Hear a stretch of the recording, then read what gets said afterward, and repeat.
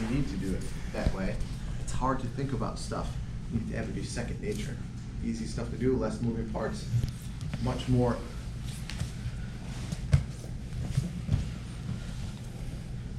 So when you're in this position, guys, okay? What are we doing this week? What did we talk about yesterday? Yep, off the butterfly guard, right? So, but it's all predicated off of what? Him getting underhooks?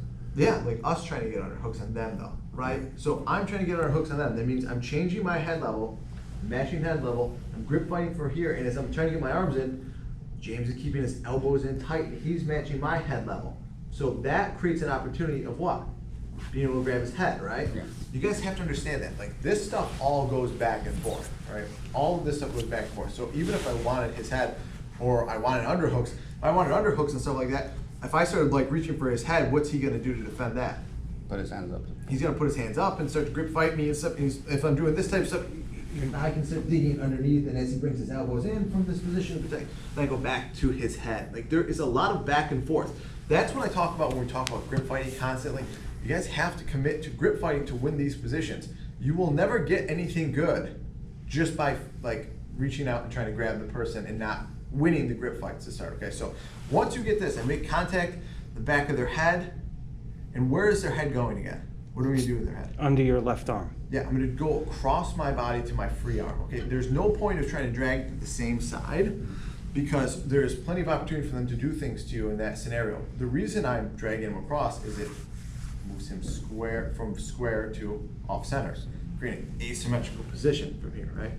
So when I do that from this position, what's my free arm do now? Pin his left knee. Yep. So the hand that's closest to that leg, it just immediately goes inside.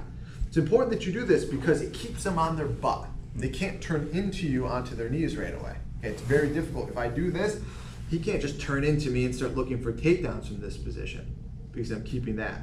So then which direction, before I talk about direction, what am I doing with my hand that's over his head? What grip is it making? Switching. Yep, I'm grabbing their chin, right? We talked about this a ton of times. Why is this important? Control Their head, and it doesn't make a difference gi or no gi. Okay? People talk about grabbing the lapel and stuff, and you can do that. That doesn't mean there's a lot of techniques to do off. But just to start, grab their head at the chin, because everyone has a head. Okay? They may not have arms or legs. You may get one of those people to train with sometime, but they'll always have a head. When you grab the chin, I'm pulling it gently in the direction. We talked about this yesterday, and I'll keep mentioning it the entire week when we do this, because here's the thing that gets kind of tossed aside when people don't talk about it. The harder I wrench on someone's head, not surprisingly, the more spazzier they get, okay? That's just natural human behavior. If I start wrenching on someone's head, it just starts spazzing out. I don't want them to spaz out. I don't want them to move, so it's very simple. When I grab their chin, when I lift up on their chin, I do what with my elbow on the same side? Pinch down, okay? So when I pull up on their chin, I keep my elbow down to keep their head down, okay? I don't just do this. I don't lift up and just pick my arm, like you just pummel his head out from that position. I don't have control of it anymore, okay? And again, I'm not trying to wrench their head off. I'm just keeping control of it. So now I have all the grips and everything I'm starting with. I'm gonna tilt him in which direction? On his side. In the direction of the arm that I have. He's gonna post, and then what do I do with my hand that's on his leg? Underhook. All right, an underhook, right? So when I make this underhook, we talked about this yesterday. First thing first, we just kick our legs back and we walk in this direction to pass. Flatten them out, and then we let go of their head, and then we're in side control. The second thing we worked on is where we're gonna pick up, is when we're here, I tilt him here, and before I even get my feet up, he reaches with his inside arm to my leg. Now here's the problem with this. Again, if he does this, the next step is, if he starts to drive his shoulders into me, the problem with this is, I don't really have my hands available to start framing and pushing down his head, and he can start pulling my legs away. He's gonna compromise my base just because my knees, all my weight's on my knees, I'm gonna fall backwards just to protect my knees most of the time. It's gonna be difficult to sprawl because he already has hold of my leg.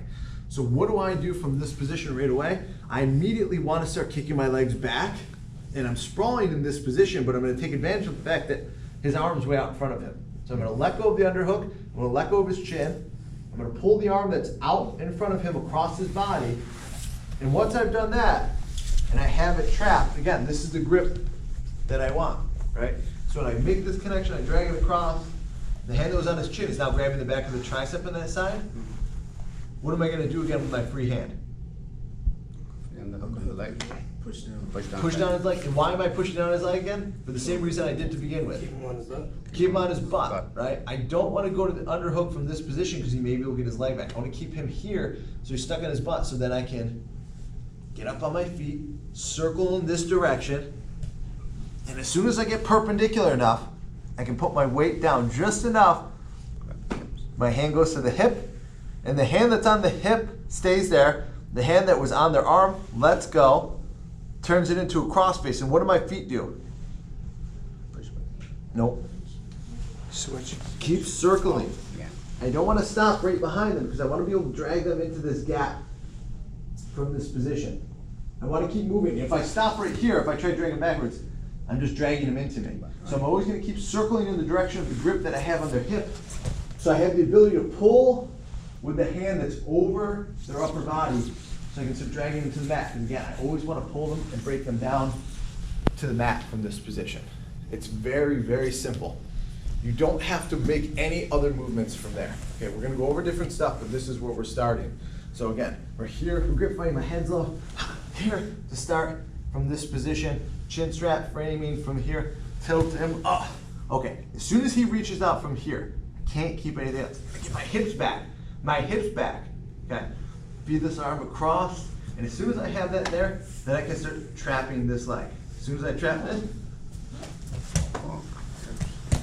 and keep going in that direction, and I'm pulling them straight down to the mat from that position.